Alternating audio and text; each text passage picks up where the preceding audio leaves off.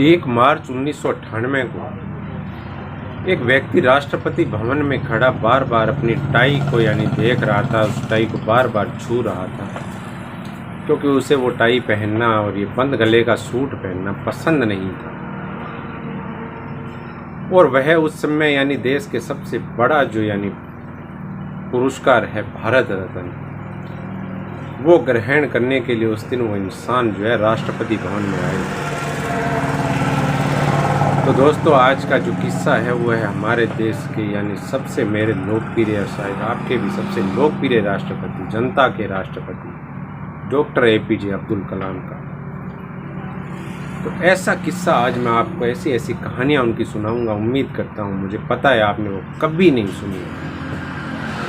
तो मैं हूँ राजकुमार स्वामी, और सबसे पहले तो मैं आपको एक बात बताऊंगा कि आप मेरे चैनल को सब्सक्राइब सिर्फ इसलिए करना है क्योंकि मैं आपको अब हमेशा हमारे राजनेता, चाहे वो किसी भी पार्टी के, उनके ऐसे किस्से बताऊंगा जो आपने कहीं भी नहीं सुने होंगे।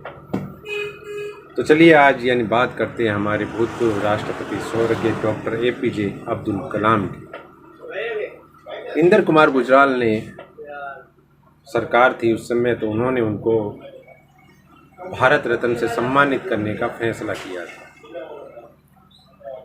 उसके बाद में क्या है, कलाम साहब को जब भारत रत्न दे दिया गया था, उसके तुरंत बाद में, थोड़े दिन बाद में अटल बिहारी वाजपेयी जी की सरकार आ जाती है। और अटल बिहारी वाजपेयी जब दूसरी बार प्रधानमंत्री बनते हैं, पहली बार वो 13 दिन के लिए बने थे, दूसरी बार जब वो प्रधानमंत्री बनते हैं तो वो इन्हीं APJ अब्दुल कलाम साहब को बोलते हैं कि आप मेरे मंत्रिमंडल में शामिल हो जाइए। तो अब्दुल कलाम जी बोलते हैं कि आप मुझे एक दिन सोचने का समय दीजिए। जब वो एक दिन सोचते हैं पूरे दिन, तो दूसरे दिन वो विनम्रता पूर्वक अटल बिहारी जी को मना कर देते हैं कि मैं इस समय एक ऐसे मिशन में लगा हुआ हूँ कि मैं आपके मंत्रिमंडल में शामिल नहीं हो सकता हूँ। और ठीक 2 महीने बाद जब पूरे देश को पता चला कि वो मिशन क्या था, वो मिशन था परमाणु परीक्षण, हमारा जो कार्यक्रम था उसका, जो पोखरण में 1998 में हुआ था। उसके बाद में धीरे धीरे 10 जून 2002 की बात है, अन्ना विश्वविद्यालय के जो कुलपति थे कलानिधि, उनके पास प्रधानमंत्री कार्यालय से फ़ोन जाता है और यह बोला जाता है कि आपको जो है हमारे जो संपर्क जो है वो डॉक्टर APJ अब्दुल कलाम से करवा दीजिए। तो कलानिधि जी के ऑफिस से वहाँ से APJ अब्दुल कलाम से संपर्क किया जाता है कि प्रधानमंत्री महोदय आपसे बात करना चाहते हैं, तो आप तुरंत जो है कुलपति ऑफिस आ जाइए। तो APJ अब्दुल कलाम जी वहाँ पर तुरंत पहुँच जाते हैं कि भाई प्रधानमंत्री कोई गंभीर विषय होगा तभी मुझसे संपर्क करना चाहते हैं। जब सामने से अटल बिहारी वाजपेयी जी यह बोलते हैं कि मैं आपको हम आपको देश के राष्ट्रपति के रूप में देखना चाहते हैं, तो APJ अब्दुल कलाम जी ये कहते हैं कि आप 1 घंटे का समय दीजिए मुझे, उसके बाद जो है मैं आपसे इस बारे में विचार विमर्श करूँगा। तो ठीक उसी समय अटल बिहारी जी यह बोलते हैं उनको सामने से, आप चाहे 1 घंटे सोच लीजिए लेकिन मुझे आपकी तरफ से हाँ चाहिए, मुझे ना नहीं चाहिए। तो उसके बाद में वो हाँ कर देते हैं। हाँ करने के बाद में दूसरे दिन दिल्ली आ जाते हैं। शाम को हवाई अड्डे पर कुछ मंत्री उनको लेने के लिए जाते हैं क्योंकि वो भावी राष्ट्रपति थे हमारे देश के। अब दोस्तों वो क्या होते हैं, वो राष्ट्रपति भवन में या सरकारी गेस्ट हाउस की जगह वो DRDO जो कॉमनवेल्थ गेम्स के लिए जो बनाए गए थे, DRDO हाउस में रुकना पसंद करते हैं।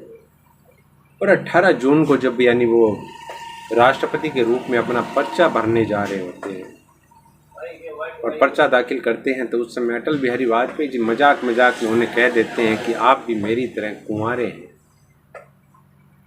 तो सामने से APJ अब्दुल कलाम साहब जवाब देते हैं कि माननीय प्रधानमंत्री महोदय, मैं सिर्फ कुंवारा ही नहीं हूँ, मैं ब्रह्मचारी भी हूँ। तो हंस करके ये जवाब देते हैं हमारे अटल बिहारी जी।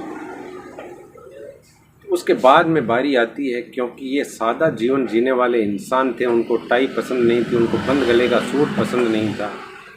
तो एक राष्ट्रपति के रूप में उनकी पोशाक क्या होती है, तो एक जो राष्ट्रपति के जो टेलर थे, जिन्होंने पिछले कई राष्ट्रपतियों की पोशाक बनाई थी, वो आ जाते हैं और उनका नाप ले लेते हैं। नाप ले करके वो 4 सूट बना करके लेके आते हैं राष्ट्रपति के लिए। तो राष्ट्रपति जी जैसे अब्दुल कलाम जी उन 4 सूटों को पहनते हैं, उस समय सॉरी उन्होंने शपथ नहीं ली थी, तो जब यानी वो चारों सूट यानी वो पहन करके देखते तो वो कहते हैं कि इसमें तो मुझे सांस भी नहीं आएगा, क्योंकि चप्पल पहनने वाले हो या ज़्यादा से ज़्यादा APJ अब्दुल कलाम जो थे यानी नीली शर्ट पहनते थे और नीचे जो है चमड़े के जूते की जगह स्पोर्ट्स शूज पहनना पसंद करते थे, चमड़े के जूते भी नहीं पहनते। तब उन्होंने कहा कि इसमें तो मेरा सांस घुट जाएगा, मैं तो 1 मिनट भी नहीं पहन सकता हूँ।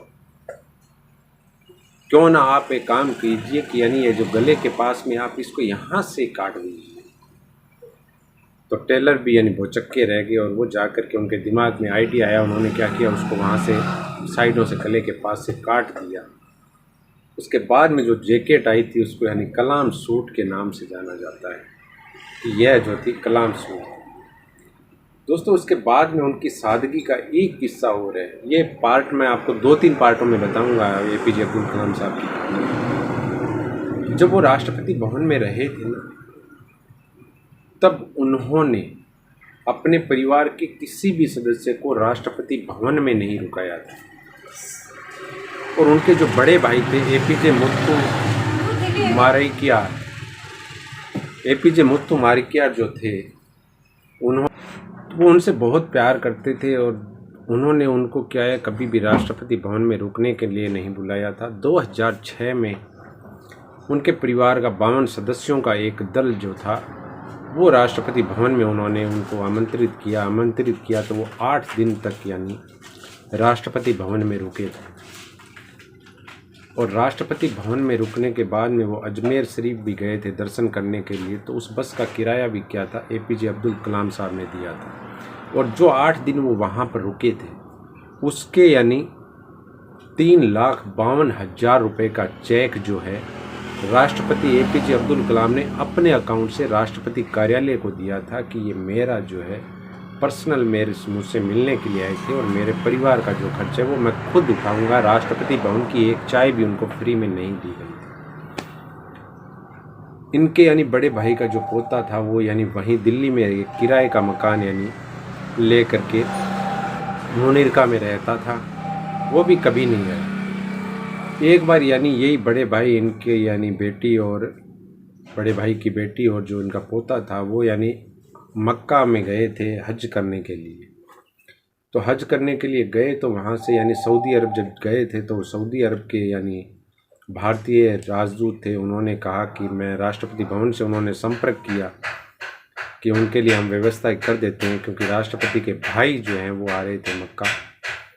तो APJ अब्दुल कलाम ने कहा कि आप एक काम कर लीजिएगा, आप उनको आराम से जो है बिना किसी ताम झाम के आराम से उनको यानी हज करने दीजिए, यही आपका सबसे बड़ा एहसान होगा। मतलब यानी मेरे परिवार को नॉर्मल बिहेवियर करना है, ना कि यह कि वो राष्ट्रपति का परिवार है। तो दोस्तों इनके किस्से कहानियाँ जो हैं वो लगातार आगे भी आपको बताऊंगा मैं। कल का जो एपिसोड है उसमें फिर दिखाऊंगा बहुत सी महत्वपूर्ण। इन्होंने एक मोर का यानी करवाया था, ऑपरेशन करवाया था, के साथ में इन्होंने क्या किया था, ऐसे किस्से बताऊंगा जो आपने कभी नहीं सुने होंगे। दोस्तों वीडियो को आगे भी देखते रहिएगा और यानी चैनल को सब्सक्राइब करना ना भूलें। जय हिंद, जय भारत।